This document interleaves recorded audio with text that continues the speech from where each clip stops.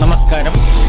നാട്ടുരാജ്യ news ഇന്ന് report ചെയ്യുന്നത് തൊടുപുഴ ഊന്നുകൽ റോഡിൻ്റെ ഒരു അവസ്ഥയാണ്. തൊടുപുഴ ഊന്നുകൽ റോഡ് ഏതു സമയത്തും അപകടങ്ങൾ പതിയിരിക്കുന്നു. സർക്കാരുകൾ മാറി മാറി വരുന്നാലും ഊന്നുകൽ തൊടുപുഴ റോഡിന് അവഗണനയാണ്. 22 വർഷക്കാലങ്ങളായിട്ട് മെയിൻ്റനൻസ് പണി വരെ പൂർത്തീകരിച്ച് ചെയ്തിട്ടില്ല. സർക്കാരിൻ്റെ മോഹവാഗ്ദാനങ്ങളെല്ലാം ഈ ബോർഡിൽ ഉണ്ടെങ്കിലും വിളിച്ചാൽ ഫോൺ വരെ എടുക്കാറില്ല. ഒരു നാട് നശിക്കാൻ പോകുന്നതിൻ്റെ യഥാർത്ഥ രൂപമാണിത്. ഈ കാണുന്നത് വാട്ടർ അതോറിറ്റിയുടെ കെടുകാര്യസ്ഥത മൂലം ജലജീവൻ മിഷൻ പദ്ധതിയുടെ കുടിവെള്ളത്തിന് പൈപ്പിട്ടിട്ട് മൂടാതെ പണി പൂർത്തീകരിച്ചിരിക്കുന്നു. 4 മാസം കഴിഞ്ഞു. നിരവധി പരാതികൾ ഉണ്ടെങ്കിലും ആരും തിരിഞ്ഞു നോക്കാനില്ല. PWD എഞ്ചിനീയറുടെ കെടുകാര്യസ്ഥത കൊണ്ട് ജലജീവൻ പദ്ധതിക്ക് തീർത്ത കുഴികൾ മരണമണി മുഴക്കിയിട്ടും PWD എഞ്ചിനീയർ ചെവി അടച്ചു പിടിച്ചിരിക്കുന്നത് ഈ കുഴിയിൽ ഉണ്ടാകാവുന്ന ഏതൊരു അപകടത്തിനും PWD എഞ്ചിനീയർ ഒന്നാം പ്രതിയാക്കും എന്നാണ് നാട്ടുകാർ പറയുന്നത്. ജലജീവൻ മിഷൻ പദ്ധതിക്ക് കുമാരമംഗലം വരെ 2 വർഷം മുമ്പ് തീർത്ത കാനകളും യഥാസ്ഥിതി വരുത്തിയിട്ടില്ല. കൂടാതെ റോഡിൻ്റെ ശോചനീയാവസ്ഥ ഇങ്ങനെയും. നമ്മളിപ്പോൾ നിൽക്കുന്നത് വെങ്ങല്ലൂർ ഊന്നുകൽ ഒരു മെയിൻ റോഡിൻ്റെ സൈഡിലാണ്. കലൂർ എന്ന ഭാഗത്താണ് നിൽക്കുന്നത്. ഈ റോഡ് മഴ മൂലം ആകെ നശിച്ച് താറുമാറായി കിടക്കുകയാണ്. കുണ്ടും കുഴിയും. ഡെയിലി അപകടങ്ങളുണ്ടാകുന്നു. സ്കൂൾ കുട്ടികളൊക്കെ പോകുന്ന സമയത്ത് വരെ ചീറിപ്പാഞ്ഞു പോകുന്ന വാഹനങ്ങൾ, കാറുകൾ. ഹൈറേഞ്ചിലേക്ക് പോകുന്ന മൂന്നാറിലേക്കുള്ള മെയിൻ റോഡാണത്.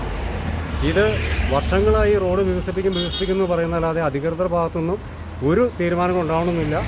എന്നും ഇതുപോലെ ഇടുങ്ങിയ വഴിയാണ്. നിങ്ങൾക്കൊക്കെ കാണാം ഈ റോഡിൻ്റെ സൈഡൊക്കെ പുല്ല്, ഒരാൾ പൊക്കത്തിൽ പുല്ലുകൾ വളർന്നു നിൽക്കുന്നു. വളരെ ശോചനീയമായ അവസ്ഥയാണിത്. ഈ മഴയും കൂടെ കനത്ത് കഴിഞ്ഞാൽ ഇതിലെ മനുഷ്യർക്ക് നടക്കാൻ നിവൃത്തിയില്ല. ഈ വളവ് എപ്പോഴും അപകടമുള്ള വളവാണ്.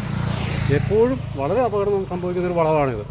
ഇത് എന്ന് ഇതൊക്കെ ശ്രദ്ധിക്കും പൊതുജനം ബുദ്ധിമുട്ടിക്കുന്ന ഇത് ഒരു സർക്കാരുകളും ശ്രമിക്കുന്നില്ല. ഇതിനൊന്നും വളരെ ശോചനീയമായൊരവസ്ഥ. അവിടെ ഇതിന് അവസ്ഥ വരുന്ന റോഡാണത്. നിരവധി മരണം, ഏതാണ്ട് ഒരു 7-8ഓളം ആൾക്കാർ ആക്സിഡൻറ്റിൽപ്പെട്ടൊരു സ്ഥലം. ഇതിനപ്പുറം ഹൈസ്കൂളിനപ്പുറം ഉള്ളൊരു ഇടുങ്ങിയ സ്ഥലമുണ്ട്. അവിടെ ഒരു 7ഓളം ആൾക്കാർ ഗുരുതരാവസ്ഥയിൽ പരിക്ക് പറ്റിയിട്ടുണ്ട്. 2 പേർ മരിക്കുകയും ചെയ്തിട്ടുണ്ട്.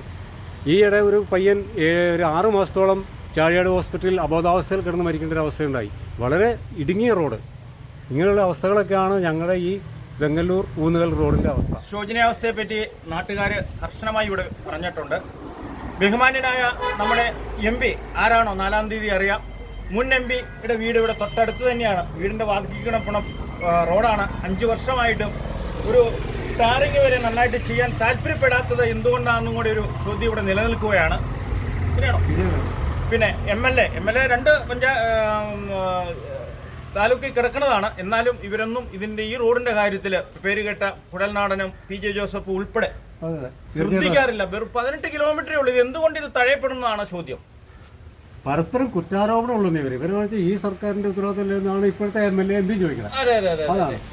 ഇനി അടുത്ത സർക്കാർ വന്നാലും ഇത് തന്നെയല്ലേ. ഉദാഹരണം ഹൈറേഞ്ച് മേഖലയിലേക്കെല്ലാം റോഡുകളെല്ലാം കേന്ദ്ര സർക്കാർ നല്ല പ്ലെയിൻ പോകാവുന്ന രീതിയിൽ ആക്കിക്കൊണ്ടിരിക്കുമ്പോൾ നമുക്ക് ഇതുപോലുള്ള ഇടവഴികൾ ഇത് തന്നെ 3 ദേശീയപാതകൾ ടച്ച് ചെയ്യുന്ന റോഡായത്.